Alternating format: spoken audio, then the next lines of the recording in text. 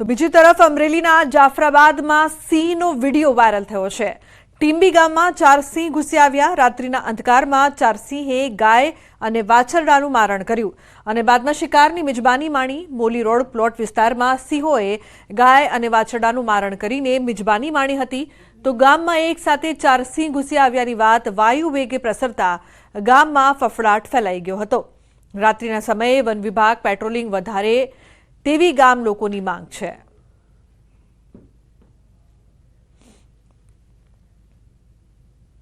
તો બીજી તરફ મહીસાગરમાં હડકાયા શ્વાનનો આતંક સામે આવ્યો છે। ખાનપુર તાલુકાના ગામોમાં ડાઘિયાએ ભર્યા બચકા। એક જ દિવસમાં 6 લોકો અને 2 પશુને બચકા ભર્યા। બાળકો મહિલાઓને હડકાયા શ્વાને બચકા ભર્યા હતા। ઘોઘાવાડ ઝેર સિમલ નાળા વાવકુવા ગામમાં કહેર। સ્કૂલે જતા બાળકો મહિલાઓ બની રહી છે ભોગ। તો ભોગ બનનારાઓની હાલત કફોડી બની છે। સારવાર કરવા જતા સરકારી હોસ્પિટલમાં શ્વાનની રસી પણ ન મળી। સારવાર માટે ગોધરા સિવિલમાં ખસેડવાની નોબત।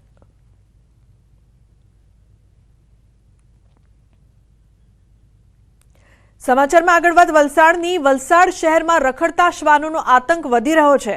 શહેરના ગ્રીન પાર્ક સોસાયટીમાં ઘરના આંગણે રમતી એક બાળકી પર શ્વાને હુમલો કર્યો હતો અને મોઢા અને હાથના ભાગે બચકા ભરતા બાળકી ગંભીર રીતે ઇજાગ્રસ્ત થઈ। આ સમગ્ર ઘટના સીસીટીવી કેમેરામાં કેદ થઈ છે। ગ્રીન પાર્ક સોસાયટીમાં 3 વર્ષીય અલી સબા નામની એક 3 વર્ષની બાળકી ઘરના આંગણે રમી રહી હતી। એ દરમિયાન ત્યાંથી પસાર થતા એક શ્વાન નજીક જતા જ આ બાળકી પર શ્વાને હુમલો કર્યો અને મોઢા અને હાથના ભાગે બચકા ભરી લેતા બાળકી ગંભીર રીતે ઇજાગ્રસ્ત થઈ હતી। દ્રશ્યો જોતા જ આસપાસના વિસ્તારના લોકો ત્યાં દોડી આવ્યા હતા। બાળકીને સારવાર માટે હોસ્પિટલમાં ખસેડવામાં આવી છે। બાળકી પર શ્વાનના હુમલાના દ્રશ્યો સીસીટીવી કેમેરામાં કેદ થઈ ગયા છે।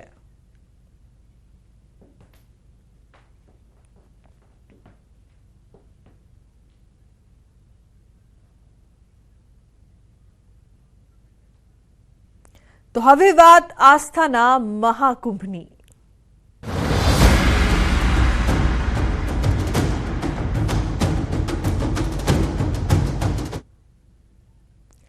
પ્રયાગરાજમાં હાલ મહાકુંભ ચાલી રહ્યો છે। દેશ વિદેશથી લાખો શ્રદ્ધાળુઓ મહાકુંભમાં પહોંચી રહ્યા છે। ત્યારે આ કુંભ મેળામાં પીએમ મોદીનો ભત્રીજો સચિન મોદી પણ તેના મિત્રો સાથે પહોંચ્યો હતો। વડાપ્રધાનનો સગ્ગો ભત્રીજો સચિન મોદી પ્રયાગરાજના મહાકુંભમાં કબીરના ભજનો ગાતા જોવા મળ્યો। મહત્વની વાત એ છે કે વડાપ્રધાનનો ભત્રીજો હોવા છતાં એક સામાન્ય પરિવારમાંથી કોઈ કુંભના મેળામાં ગયું હોય એ જ રીતે સચિન મોદી કુંભ મેળામાં જોવા મળ્યો। સચિન મોદી સાથે તેમના 2 મિત્રો સાથે મહાકુંભમાં પહોંચ્યો હતો। સચિન મોદી શ્રીરામ સખા મંડળ નામના એક ભક્ત મંડળમાં સક્રિય છે અને આ મંડળમાં ડોક્ટર, સીએ, એન્જિનિયર જેવા ટેકનોક્રેટ લોકો પણ સામેલ છે। આ મંડળ અમદાવાદ તેમજ ગાંધીનગરના વિવિધ કેફેટેરિયામાં જઈ દર શનિવારે હનુમાન ચાલીસાના પાઠ કરે છે, જેને પગલે અનેક યુવાનો આ મંડળમાં જોડાયા છે।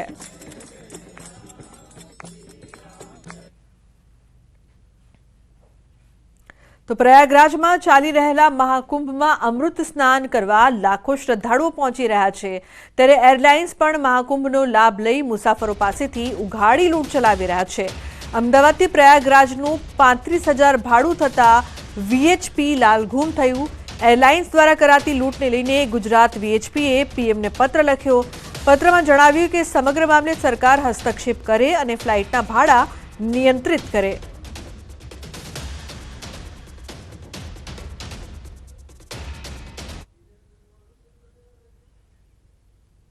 સમાચારમાં આગળ વાત કરીએ। શાકભાજીએ રડાવ્યા।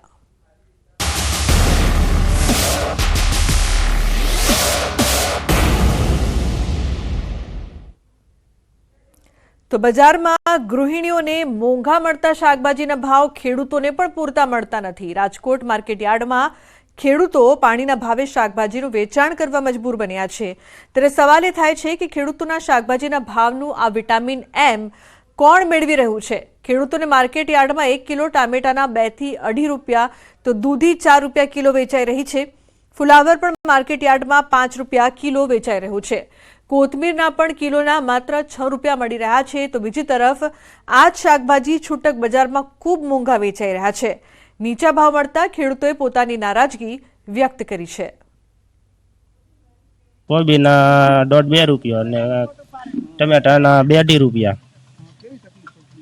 તકલીફ તો પડે પણ શું કરવાનું, નો ભાવ મળે તો કાંઈ ન થાય. ભાવ નો ભાવ મળે તો શું કરવું, નો છૂટકે માલનો તો નિકાલ કરવાનો. છૂટકમાં તમે થડે લેવા જાવ તો આનું આ ટમેટા 20 રૂપિયા મળે, કોબી 15 રૂપિયા 10 રૂપિયા કિલો મળે, 2-2.5 રૂપિયા 3 રૂપિયા કિલોના.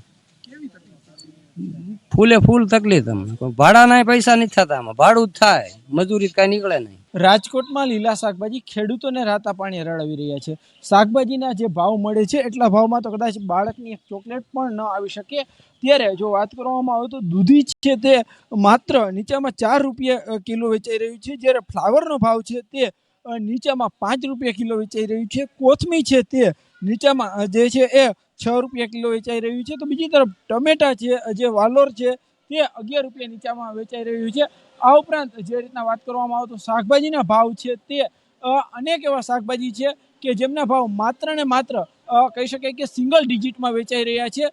ખાસ કરીને જ્યારે વાત આવે ટમેટાની, તો ટમેટાના ભાવની જ્યારે વાત કરવામાં આવે તો ટમેટાના ભાવ છે તે એટલા ભાવમાં તો કહી શકાય કે ખૂબ જ નજીવા ભાવે વેચાય છે. ખેડૂતોને આ ટમેટા છે તે પશુને ખવડાવી દેવા પણ પોસાય તેમ છે. ખાસ કરીને ટમેટાના છે તે માત્ર ને 2 થી 2.5 રૂપિયા કિલો વેચાય છે, જ્યારે બીજી તરફ આ જ ટમેટા જ્યારે છૂટક બજારમાં જતા હોય છે ત્યારે વેપારીઓ છે તે એમના 15 થી 20 રૂપિયા કિલો સુધી જે છે એ ભાવ લેતા હોય છે. ત્યારે અહીંયા સૌથી મોટો સવાલ એ ઊભો થાય છે કે શાકભાજીમાંથી વિટામિન એમ કોણ મેળવી રહ્યું છે?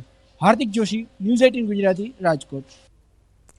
તો સાબરકાંઠામાં સૌથી વધુ શાકભાજીનું વાવેતર થાય છે. શિયાળામાં શાકભાજીની માંગ પણ સારી એવી રહેતી હોય છે, પરંતુ હાલ હિંમતનગર માર્કેટ શાકભાજીના મંદીનો માહોલ છે. ખેડૂતો શાકભાજી લઈને માર્કેટ યાર્ડમાં આવે તો છે, પણ મંદીના કારણે ખેડૂતોને બિયારણ, દવાઓનો ખર્ચો તો ઠીક, પણ શાકભાજી લઈને આવવા જવાનો ખર્ચ પણ નીકળી શકતો નથી. હાલ માર્કેટમાં છેલ્લા 1 મહિનાથી મંદીનો માહોલ છે. કમૂરતા બાદ પણ માર્કેટમાં મંદીનો માહોલ છે. ટમેટા, કોબીજ અને ફુલાવરના ભાવ તળિયે ગયા છે. ખેડૂતોને બેવડી નુકસાની વેઠવાનો વારો આવ્યો છે. સાથે જ ગૃહિણીનું બજેટ પણ ખોરવાયું છે. ખેડૂતોને ભાવ મળતા નથી અને ગૃહિણીઓ માટે શાકભાજીના ભાવ ઘટતા નથી. ત્યારે ક્યાંક ને ક્યાંક વચેટિયાઓ દ્વારા લૂંટ મચાવવામાં આવતી હોવાની વાત પણ ઉઠી રહી છે. ત્યારે આગામી 10 દિવસ સુધી આવી જ મંદી જોવા મળી શકે તેમ છે તેવું એક વેપારીએ જણાવ્યું હતું. ત્યારે ખેડૂતોને તેની મહેનતનું યોગ્ય મૂલ્ય ક્યારે મળે છે તે જોવું રહ્યું. શાક માર્કેટમાં એટલી મંદી ચાલે છે ને, કોબી કા ફુલાવર તો કોઈ લેવા તૈયાર નથી માર્કેટની અંદર. અને અત્યારે હું ટામેટા જે લઈને આવ્યો છું ને 4 રૂપિયા ને 5 રૂપિયા કિલો વેચાય છે. એટલી મંદી છે ને માર્કેટની અંદર, કોઈ લેવાલી જ નથી. બોલો હવે ખેડૂતોને તો શું કરવું અત્યારે, હાલ કોઈ ખબર જ નથી પડતી. અત્યારે શાકભાજીના ભાવમાં વધારો જોવા મળે છે. જોવા જઈએ તો ખેડૂતો એમ કહે છે કે અમે મફતના ભાવે શાકભાજી વેચીએ છીએ, જ્યારે બજારમાં આપણે ગૃહિણીઓ જે શાકભાજી ખરીદવા જાય ત્યારે એ જ શાકભાજીનો ભાવ 50-60 રૂપિયા 100 રૂપિયા સુધી પહોંચી જાય છે. તો જોવા જઈએ તો ખેડૂતો કહે છે મફતના ભાવે આપીએ છીએ અને ગૃહિણીઓનો આટલો ભાવ વધારો આપવો પડે, તો વચ્ચે આટલું બધું માર્જિન કેમ? શાક માર્કેટના અંદર પુષ્કળ આવક હોવાથી બહુ મંદી જોવા મળી છે. 1 મહિનાથી મંદી ચાલી રહી છે. અમારી ગણતરી એવી હતી કે આ કમૂરતા ઉતરી જાય પછી જો તેજી જોવા મળશે, પણ અત્યારે હાલમાં બી એવી વિકટ પરિસ્થિતિ છે. આજે ટામેટા ઓછામાં ઓછા 2-2.5 હજાર કેરેટ ટામેટા માર્કેટમાં આવેલા છે. આજે ટામેટા કોઈ લેવાવાળું નથી. સમાચારનો પ્રવાહ યથાવત રહેશે. હાલ રોકાઈશું એક બ્રેક માટે. આપ જોતા રહો ન્યૂઝ 18 ગુજરાતી.